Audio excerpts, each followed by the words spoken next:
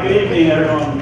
Thanks for coming out, boys and girls. Can we get level one and make sure, I want to talk to you first before we can talk to your parents, but I have Mr. Lewis came tonight. I'm really excited to have him. We wanted you guys to come up close so you have good seats so everybody can see. He's got some cool stuff to show you. We want to make sure that you're able to stay level one the whole time, right?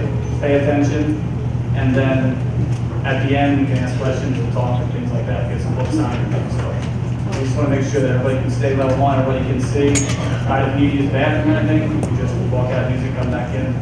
All right? But first, before we get started, I just want to thank everybody for coming. One of my main goals this year as principal was to kind of have more events like this, get more community feel back at Garrettford, and get more people out. So I'm so excited to see such a great turnout tonight. But I wanted to thank our reading team. We had a committee. I'll thank them a little bit later at the end that helped us get this together, and we're really excited. So Mr. Lewis is going to talk. At the end, we'll sell some books, we'll do some signings, and we'll do some things like that. So thanks for coming out. He's got a much more powerful voice than me, he said, so he doesn't need the microphone. He's just going to get started. There are a couple points I'm going to turn off the lights so you can see on the board a little bit better. So I'll help out with that. But thanks everybody for coming out. I want to turn it over to our award-winning illustrator, Mr. E.P. Lewis.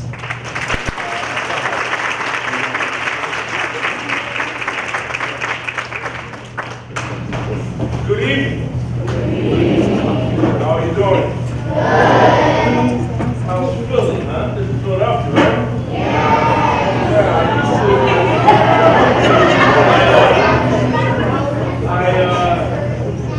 I was born and raised in Philadelphia. I still call it home. I live in South Jersey now. But this is still home. Philadelphia Eagles, Phillies, Sixers, and that well, but I still I am a teacher, along with being a, let's just say, award-winning illustrator. I'm a parent. I have 3 knucklehead boys of my own, and I've been teaching for 36 years. Yeah, a long time. So you saying darn because I'm like old man? Yeah, I am. I'm 62, so that's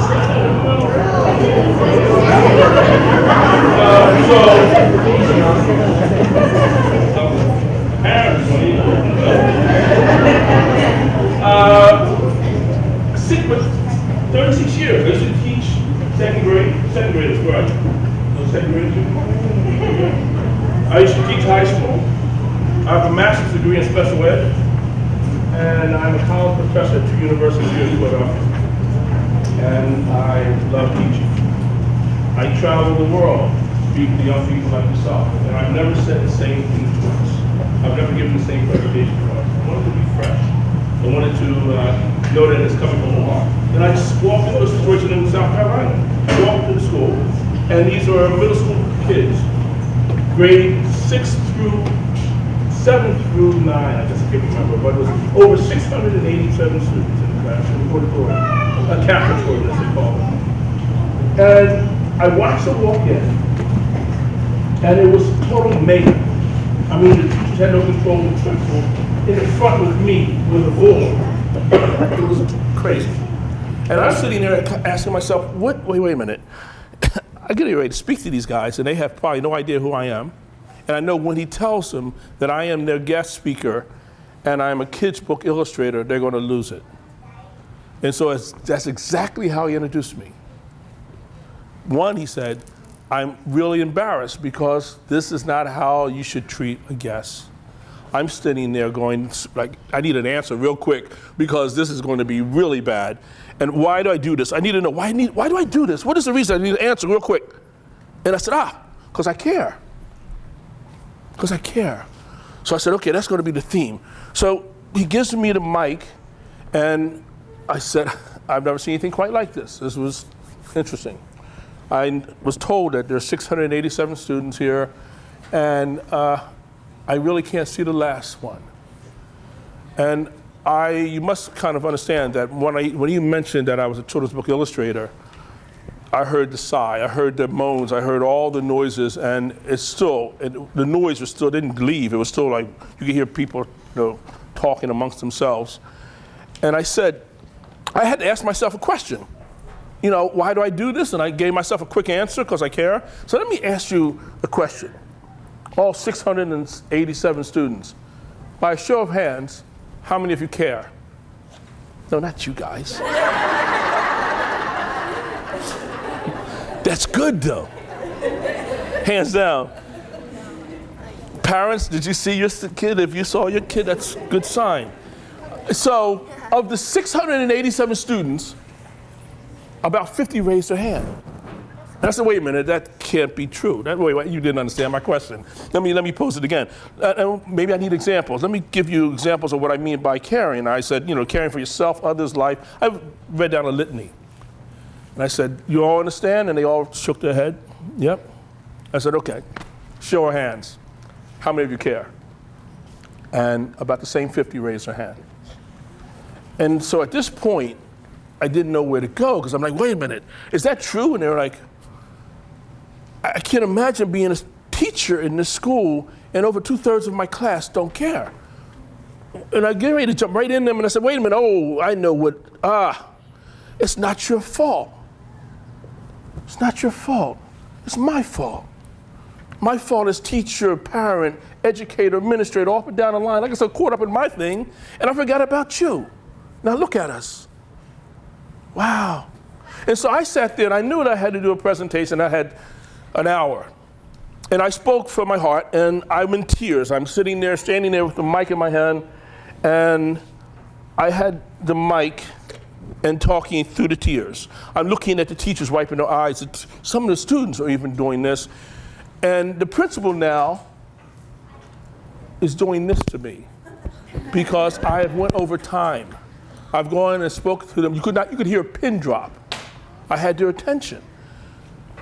He said, I didn't even get a chance to show my work. And so I said, you see, your principal is beckoning me to stop. This is it. And I've given you all that I can give. I don't know what else to do. Let me ask the question again by a show of hands. And I put my head down and I really didn't want to, because they could see my tears. And I didn't want them to really see where I was. And I said, by a show of hands again, show me how many of you care. And I looked up, and it was a sea of hands. Did I do that in an hour and a half? Change that paradigm? No, what I did was I got them to start to realize that there are people who care. Right? We got in a situation here because we stopped caring. For you guys, many of us. And the way we changed that was simply care. Right? The question that he was asked, John Lennon was asked, he said that was the wrong question. It is the wrong question that we ask our kids. What do you want to be when you grow up? That is not the right question. The right question is, what do you want to be when you grow up? I mean, that's the wrong question. The wrong question is, what do you want to be when you grow up? That's the wrong question. The right one is, what do you like to do? What can you do for hours and never get tired of? That is your passion, right? Mark Twain said it best. The two most important days in your life is the day you were born and the day you realize why you were. Let me say that again. The two most important days in your life is the day you were born and the day you realize why you were. That means each one of us has a purpose in life, a reason for being, to have a purpose-driven life. So imagine, I have this little beetle in my hand, right? This proves this fact. Little beetle, you can see it, right? It's a little small little guy, right? Yeah. Cute, you know? And all of a sudden, for some odd reason, something happened in our ecosystem, it ceased to exist, extinct. Guess what? Everything in the whole universe will feel the loss of that little beetle. And it was only that small. So if that's true for a little beetle, then imagine what it must be for a child coming into the world.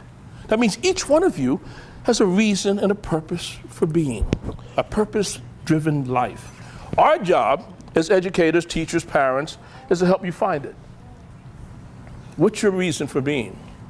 Why are you here? I didn't know when I was a little guy, that question. Little EB with grandmom. I was cute, I had a big head. But that was my wonder years. I was here 5 years before my sister came. 5 amazing years until my sister came. I wanted her to go back to wherever she came from because she upset the apple cart. I wanted that attention back. As a little kid, I didn't know how to get that attention. And so by the time I got to school, I figured, oh, well, this is a great place. School, kindergarten. We all like kindergarten, right? Yeah. I mean, milk, cookie, snack time. I mean, there's, crackers, the whole 9. And I remember the gingerbread crackers. Oh, God. Then grades. First grade. Not bad. My grading system my grades were not that bad. I went to school here in Philadelphia. It was called Henry Elementary School in Frankfurt. And by the time I reached 3rd grade, something I realized. Can I hold your book? I realized something about myself, 3rd grade, and my teacher helped me realize this, not knowing. She had me go up in front of the classroom and read aloud, because all the other kids did that. It was my turn. Earl Lewis, it's your turn to read aloud in front of the class. I get up, and I got the book, and all of a sudden I started realizing, and it really became clear that something's wrong. My words are jumping around. And I can't understand why. They're like doing these jumping jacks, and maybe all the kids in my classroom figured out how to stop them from moving around, and I guess I'm not smart enough to figure that out. And then on top of it, I stuttered. So when I stood in front of the classroom to read aloud, it sounded like couldn't get the words out real good. And the kids laughed. I remember that.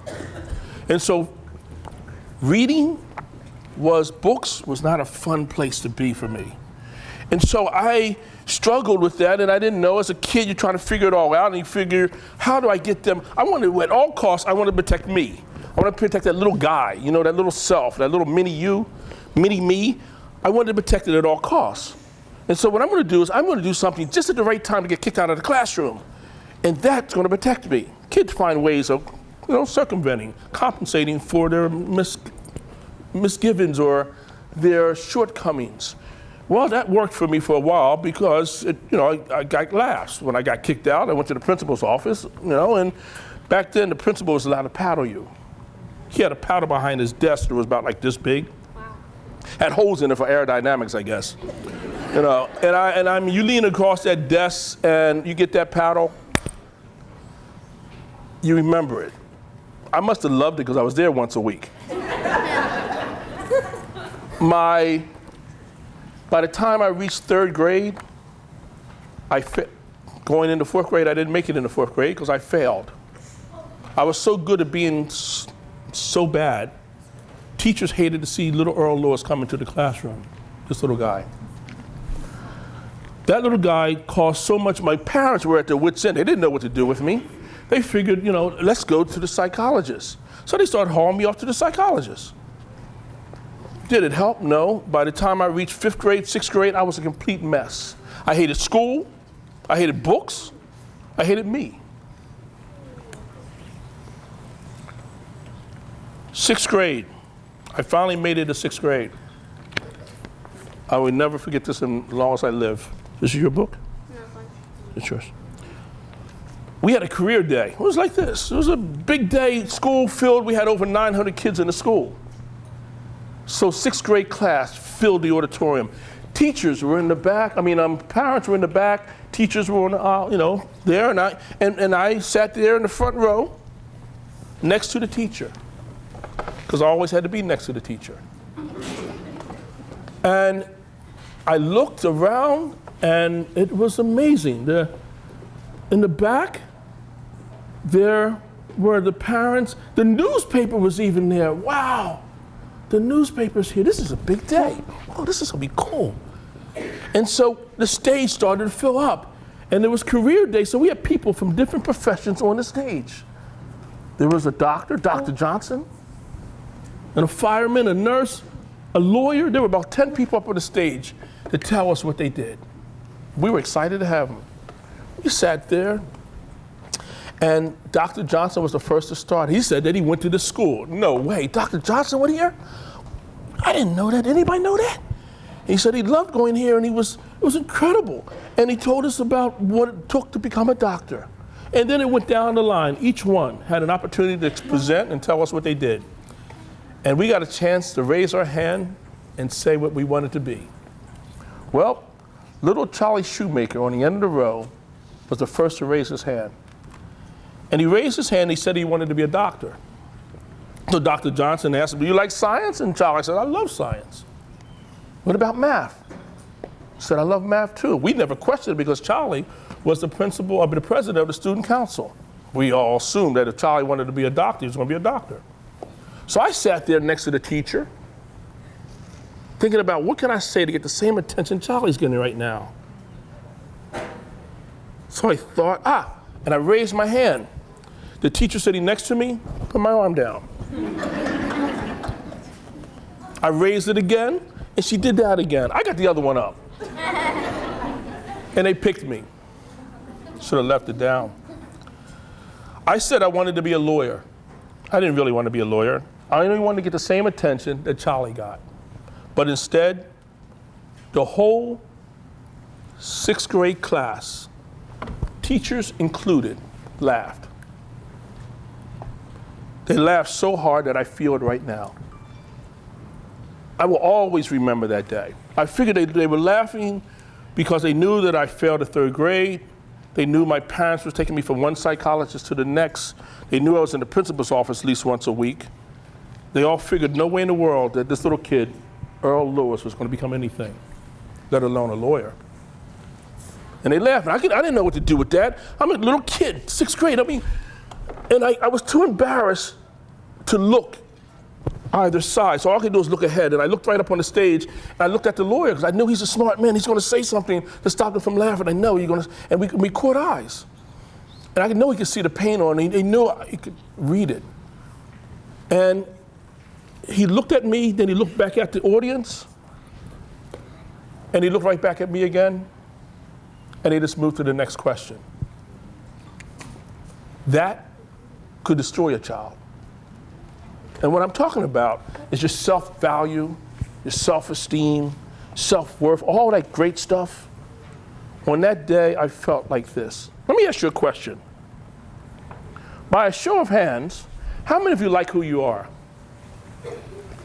How many of you like the person you are? Hands down. That should be a knee-jerk reaction. Somebody asks you, do you like me? You're like, yeah, I do, I love me. And I saw some hands that pop up just like that. And then I saw some hands that go like, well, she put her hand up, I guess I should put mine up. And then I saw some hands that didn't go up at all. That would have been me. My hand would not have gone up at that time in my life because I did not like who I was. I needed help. I needed somebody to come into my life to care. We talk about caring all the time, right? People always talk about, I care, yeah, I do really care. And they're seated. You can't care from a seated position. You have to get up. You have to stand up and put something into action. You can't sit down and care from there.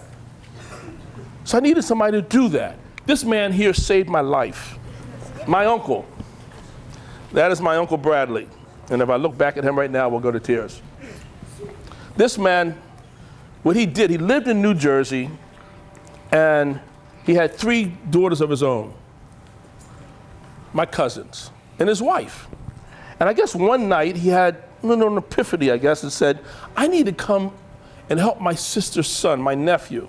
He's struggling right now, and I need to help him.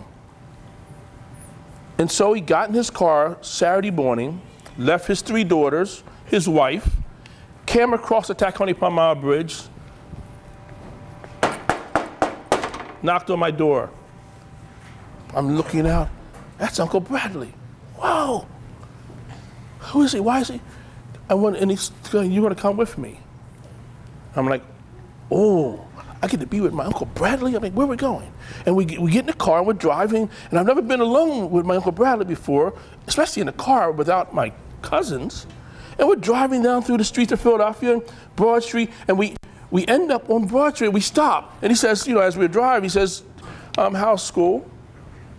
All right. how's it going? All right. I remember in 6th grade, all the way from kindergarten to 6th grade, I don't think I've ever had a teacher ask me how I was doing. I can never remember that. Kids, you remember those kind of things. So he asked me, and I said, I'm fine, I'm good. So we stopped, and there's this big building that we stop at, and it says Ritter Hall, Temple University. It's his turn to take me to the psychologist, I thought. So we get out the car, we walk up the steps, and I smell this fragrance. It's a smell of linseed oil and turpentine, a combination I'm not familiar with, but to me it was like chicken. Oh, that smells good.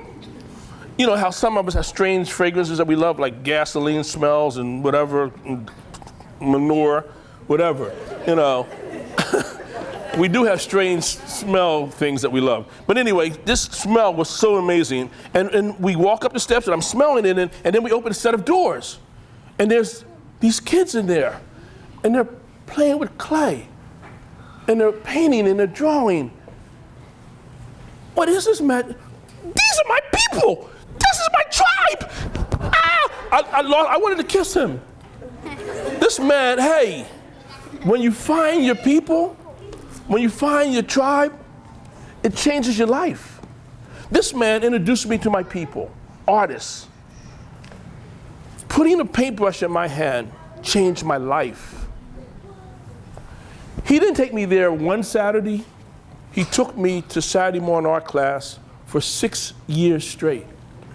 Every Saturday, he sacrificed his children, his wife, picked me up from New Jersey, Philadelphia, and took me to Saturday morning art class.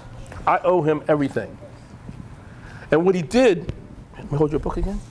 What he did, he introduced me to books in a way that I was not familiar. He said, you want to be an artist, don't you? I said, more than anything you can imagine. He says, I know, because all the artists that but he said, this is the fact that you like to draw is not going to make you an artist. All the artists that I know are very well read. They're very astute, they're very intelligent, very bright. And so if you want to become an artist, you need to do this. And he handed me this big, thick book. It's a book about that thick, and it's on Modigliani, an Italian painter that painted women with necks this long. I love Modigliani's paintings. And so I'm going to ask you questions every month. And I struggled as I was reading on a 3rd grade level in 6th grade, and he said, I want you to answer these questions. I made sure I read that book. Even though I was struggling and the words flipping around, I wanted to impress my uncle. He said, great. End of the month, here's another book, Picasso, Renoir, Cézanne, Tanner. Before you know it, this little kid right here was running out of the house on his own to get these books. I became a voracious reader. Wow. Went on to college, Temple University, right down the road here. And I graduated with a 3.94 average, which meant I had a straight A average. Whose is this again? Mine. Thank you. That's my story. My story is unique to me, but it's not a unique story. Because that story is how many of our heroes and heroines have survived and made something of themselves and figured it out. They take their weaknesses and turn them into strengths. Right? No matter where you come from, what your situation is, that's ammunition as I see it. That's what makes great minds, great people. My idea is to help you find out what you're here for. How do you do that? Parents, how do you help your children find out what their reason for being? By putting that thing in their hand. And you do that by exposing them to as many things as you can expose them to. Because you never know where the John Coltrane's are coming from. John Coltrane, if you read his life, it will make you cry. But somebody put an instrument in his hand. Change the world, right? Put that thing in their hand. Don't ask the question, what do you want to be when you grow up? Because they don't know. I didn't know. I needed that paintbrush in my hand. I needed to feel that, and that thing in my hand was magical. Can I have the lights now? I want to show you my passion. I work in watercolor, It is my medium of choice. I paint in this medium because it gives me joy. I've worked in other mediums, but this one is the one that it speaks to me, so to speak. You know, sort of however that's said, that saying goes. It's like the sound of music. I love the way it sounds. And these images many of them you'll be familiar with because it's Philadelphia. An old man fishing along the Schuylkill River.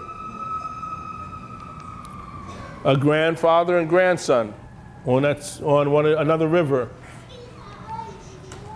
The Schuylkill River. Rowers out there rowing early in the morning. There are times that I will wake up early in the morning to go down to catch that time of day, to catch the fog. Delaware River. I'm an avid fisherman. So I go down to the river, and in this time of the year, in April, fishermen come from all over to fish for shad. And so I'm down there with a fishing rod in one hand and a paintbrush in the other. I guess I love wheelbarrows. I was invited to a horse stable in New Jersey, a family. They were raising these beautiful thoroughbred horses, and they wanted me to paint the horses. So I get there and I see the horses, and they're beautiful, they're gorgeous, and then I see this wheelbarrow, and I fall in love with the wheelbarrow. I didn't paint a horse the whole time, I painted a stupid wheelbarrow. They did not invite me back, but I had a great time painting that wheelbarrow. They were like, wait a minute, what is he doing? Didn't we tell him the horses? I mean, if you look, there's no dirt in that wheelbarrow. I actually took the time to dig dirt, to fill the dirt. I needed dirt. Philadelphia, the city of cheesesteaks. And I love cheesesteaks, so I went down on South Street and I painted myself through each cheesesteak. This is 3rd and South, back in the 1980s. That no longer looks like that now. Philadelphia, also, one of the few cities that allow the children to play in the fountains. And this is Logan Circle, and I just love watching the kids play. This is a very large painting, and just watching them cool themselves off in the summer heat. Ocean City, New Jersey. That is the pier down there, 59th Street Pier, that's no longer there. And these are just images that I've done over the years, just being intimate with things like trees, an old woman's hands, just children, little girl there. It was interesting. I'm riding down the streets in South Carolina. I have a home in Charleston. And I'm driving down the street. I see this little girl out there playing with her friends and her mother sitting on the step. And I stop and I said, you know, can I photograph your daughter? I mean, she's got this beautiful dress on. I just want to take some shots. She said, my daughter doesn't mind. I said, okay. And the daughter says, okay. So I'm taking these photographs of her, putting little things in her hand so she can hold while I'm taking the photograph. And I said, okay, I got enough. I got it. It's good. And just as I'm getting ready to walk away, the sun comes down and streaks across this wall. And I said, oh my God, can you come over here and stand next to the wall? She said, I thought you were done. And that's the shot I got. I love that. This is my work. I paint for a reason. I paint because I'm trying to, what all artists do, we document life. And so my paintings are, in this case, about a little part of Charleston called Crosstown. In the past 10 years, over 65,000 people have been displaced because of gentrification. So I'm documenting that section of town. So basically, this painting is about the wall, as much about the wall behind them crumbling as it is about the little boy sitting in front of it. And these are just some paintings. And this shows you what happened. Basically, I turn my camera towards the children. I'm in Morocco here, documenting the children there. And then they end up in the books like this. I travel the world, and here I'm in the Louvre in Paris, and in Israel looking at sparrows in the Western Wall, and seeing what a sparrow would look like if it was inside there and looking out through. The Philippines, France, and then a whole body of work that I'm not going to talk too much about, but I did a whole body of work called Lotto Icons, where my purpose as I see in life is to protect you guys, kids. And so I started to realize that many of us got so caught up into lottery tickets and getting rich, we forget about our children. And so what I did is I started this body of work called Lotto Icons, and I'm actually painting children on lottery tickets, a scratch-off kind. I have stacks of them where I never scratch the ticket, so I don't know if the kid, for example, if you look at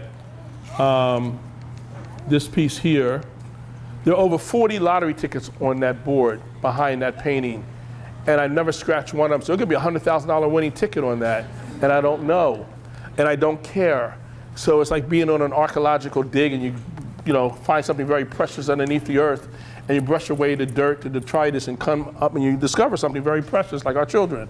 And so I don't care, and if it's a $100,000 ticket, my kids are much more valuable than that. And so that's what this series is. And I frame them like 12th century medieval Byzantine icons. And now the museums around the world are collecting them like I can't paint them fast enough. And this is how I got into children's books. This painting here is called The Children of Jacob. It was in this book, this magazine, that's my painting on the cover. And an agent saw my work and wanted to know if I was interested in doing kids' books. One long story short, yes. I didn't say yes immediately, but 75 books later, this was my first book. And I'm going to show you how I work in picture books. This is called thumbnail sketches. They're very small. Say thumbnail sketches.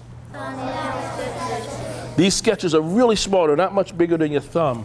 And then I take those little thumbnail sketches and I enlarge it to what is called the dummy book. Strange name, but I call it a dummy book because it doesn't have the brains in it yet. I haven't done the work. And it's about a little boy named Alameyu. He lives in the high mountains of Ethiopia. He's watching his family's sheep and he's playing a flute. I need to make this come to life.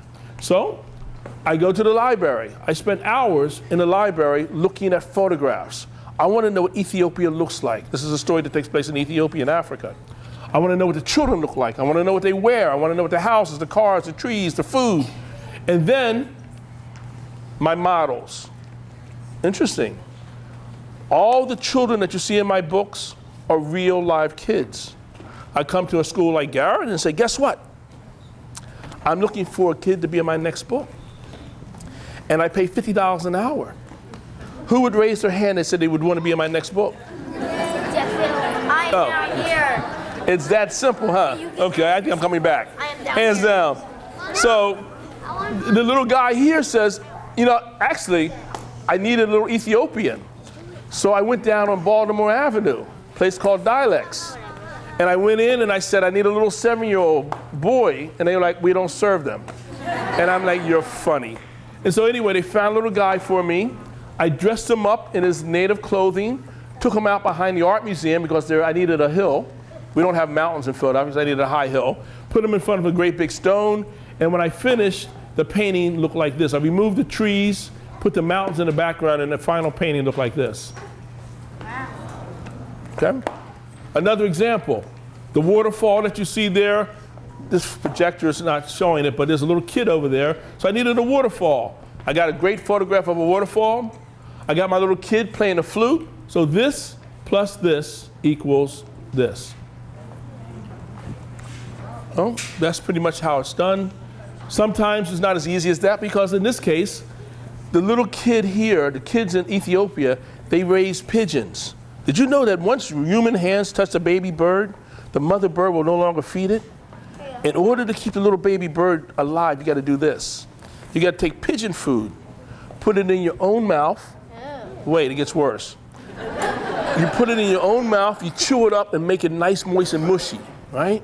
And then you take the baby pigeon, put it in your hand like this, bring it up to your mouth, make a circle with your lips, and the baby bird eats right out your mouth. Yeah.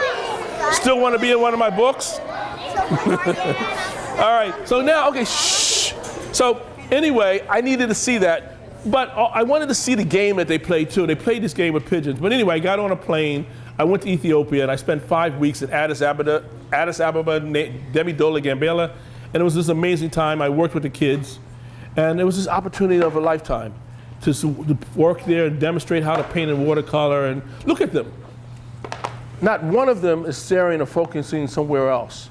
That's how it was the whole time I was there. They were like sponges, trying to, because there's a wonderful billboard in Africa, in Addis, that reads, "Knowledge is power," coined by Desmond Tutu. And that is what you see right there, that they're soaking it, trying to get as much information as they could. Down the road, about a little girl gets responsibility for the first time to go buy eggs for her mother and father. She goes to the country store, gets the eggs. You can see why the eggs never make it home. And what happens is she comes across an apple tree. And she says, one of these days, she comes across an apple tree. She said, one of these days, I'm confusing the story. She comes across an apple tree. Oh, she says, if I bring home apples along with these eggs, my family's going to think I'm special.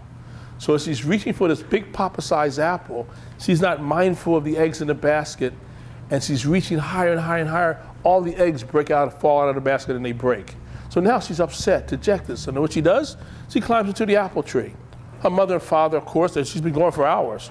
Her mother and father, they're looking for her. They come out, and they see the daughter up in the tree. And they see the eggs broken at the base of the tree, but they don't yell at her, they don't scold her. They realize that the damage had already been done. Instead, they climb into the apple tree with her. And at the end of the story, instead of having eggs for breakfast the next morning, what do you think they had? Apple pie. Somebody read the book. That's right. I didn't even read the book. Bat Boy and his violin. This is my son Joshua. That is he's the main character of the book. And that seal there is the Coretta Scott King Award seal that I won that year, which was amazing. Like you get these calls at 7 o'clock in the morning from these librarians on the other end of the phone, and they're like yelling to the top of their lungs, like, "Congratulations, won the Coretta Scott King Award!" And you run around the house screaming and hollering. It's amazing. So the next year, I get another phone call. They say, "Mr. Lewis, guess what? You won it again." I'm like, no way, 2 years in a row? Does that happen? And believe it or not, the next year, they called me again and say, "Mr. Lewis, you won it again." So I'm the only illustrator in the country who's ever won that award 3 times in a row. So I've been very blessed. And it's for the book version, because we're us boys. Bibbidi Bop Barbershop, about a little boy's first haircut. Talking about Bessie, the female aviator, Bessie Coleman. I won the award again for this book. I love my hair. Many of you know this one. This is about a little girl who really doesn't like getting her hair done, like my sister. And at the end of the story, she's saying her favorite style of all is her pigtails. And she says, one of these days, these pigtails are going to turn into wings, and I'm just going to take off and fly. So I'm like, wait a minute, I work for Live Models. I need to find a little girl flying around with pigtail wings, and that's not going to happen. Kids are not flying yet. So what am I going to do to get this little girl to fly? I know what I'll do. I chained her up. And there she is dangling with some 2x4s and some dog leashes. I mean, you got to do what you got to do. And so there's her sister on the top step saying, "Can I do it next? Can I do it next? I want to do it next. Please can I do it next?" And her father's 6'8". I'm 6'3", so 6'8" looks like this. Wow. And she's over his head. That's why you don't see mom, because the mother's in the background having a fit. The whole time she's like, "Whatever you do, do not drop my daughter." In the same book, the little girl's hair turned into cornrows. What's the magic words in magic? Please. No. Please? Please, that's not a magic word. It is magic in some houses, I guess. Abracadabra, who said that? Okay, abracadabra. Okay, so on 3, we're gonna turn this little girl's hair into cornrows, okay? 1, 2, 3.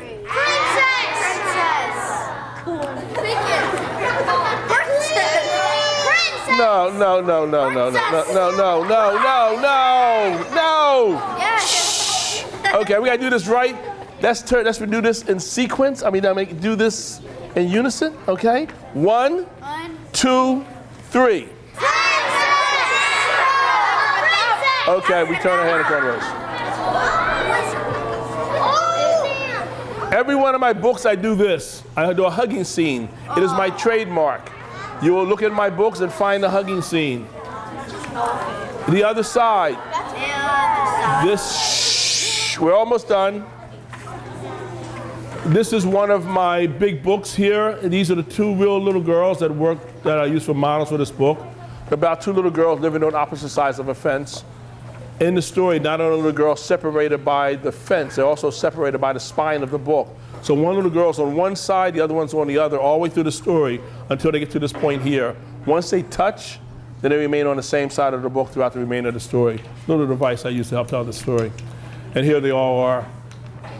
Sometimes the mommy gets angry. As I've done 75 books, I'm not going to show you all of them. This is Dirt on the Skirts. And here's a teacher used for model. Circle Unbroken, Coming on Home Soon. This is a book that wanted me to Caldecott. When you were born, This Little Light of Mine, The Nietzsche Brown Class Clown, My Best Friend, Across the Alley, Night Boat to Freedom, Lily Brown's Paintings, The Legend of the Cape May Diamond, D is for Drinking Gourd, Keeping the Night Watch, and Negro Speaks of Rivers. Here's some paintings from that. I Want to Be Free, Homegrown House. Stars Above Us, about a little girl who's afraid of the dark. And her father tells her there's no reason to be afraid of the dark because so many wonderful things happen in the night sky. And here she is with Dad outside enjoying the night sky. Secret World of Walter Anderson, about a kooky artist. Each Kindness, this is the #1 book in the country on the subject of bullying. And again, by Jackie Woodson, who I think is genius.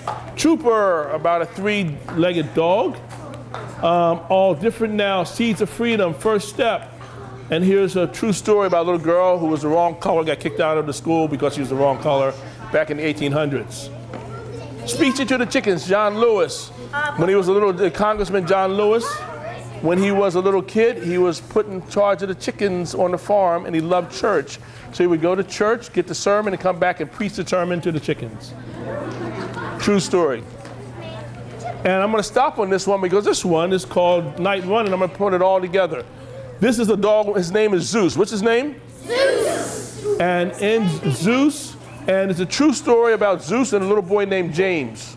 This takes place in the 1800s in this country during slavery. James decides that he wants to leave the plantation and run for his freedom. And so during one of my books, you have to go through dress up. So here's, his little real name is Bryson. He's getting dressed up to become the little boy in James. Here's some of the townspeople. This takes place in Kentucky. I went to Kentucky to do the photo shoot. And the principal of the school.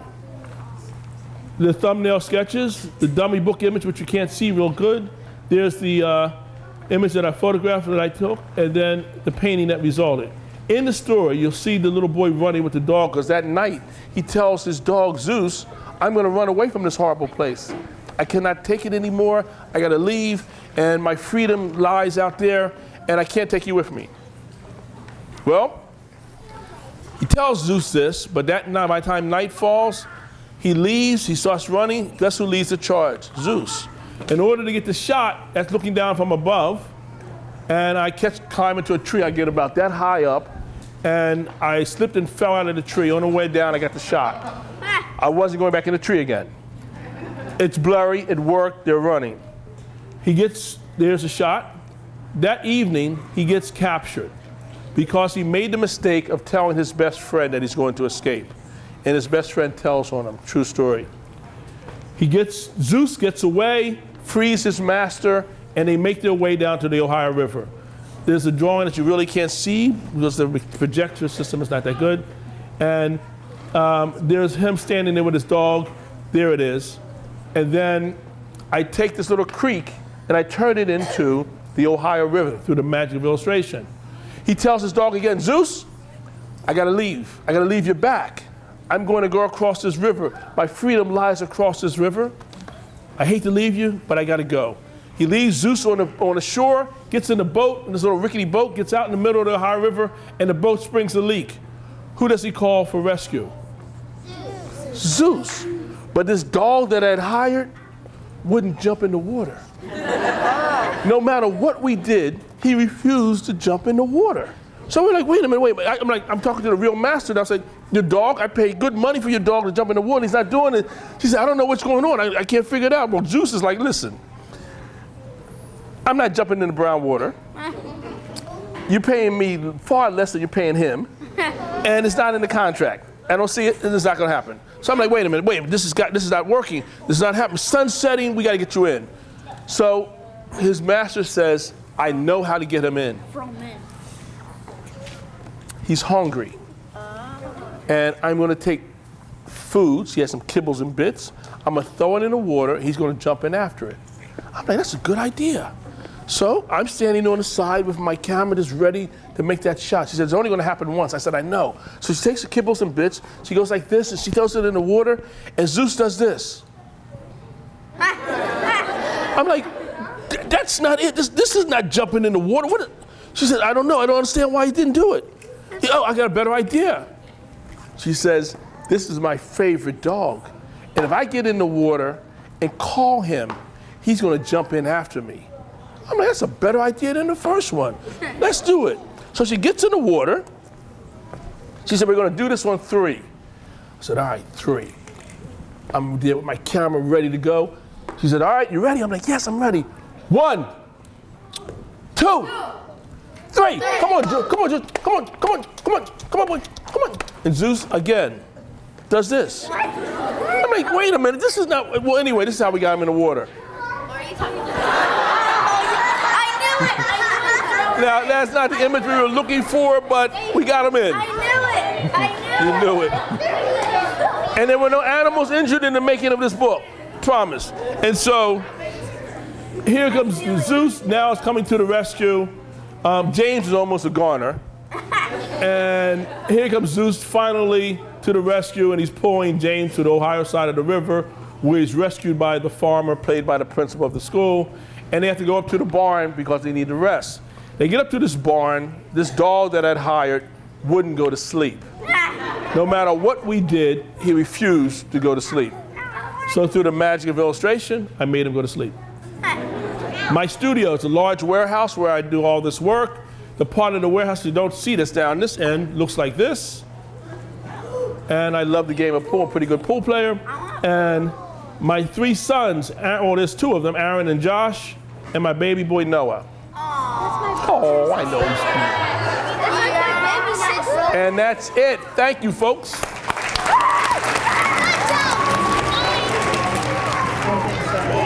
All right, boys and girls, you did a great job. Can you just give us level 1 for like 2 more minutes, and then we'll let you get up and move around.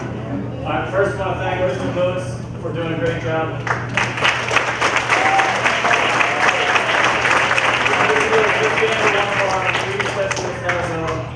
A little gift we want to give you for your time. It's a shirt with our Garrettford mascot on there, so 1% of the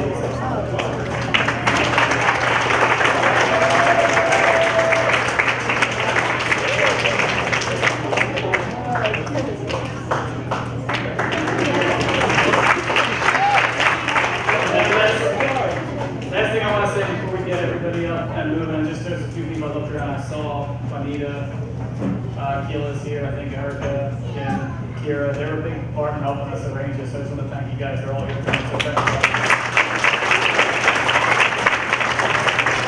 And lastly, Wood Girls, you did an awesome job. You were a great audience tonight. Hopefully you got Mr. Lewis's message of finding compassion, and hopefully you had a nice time. All right, but thank you again for coming out. Thank you.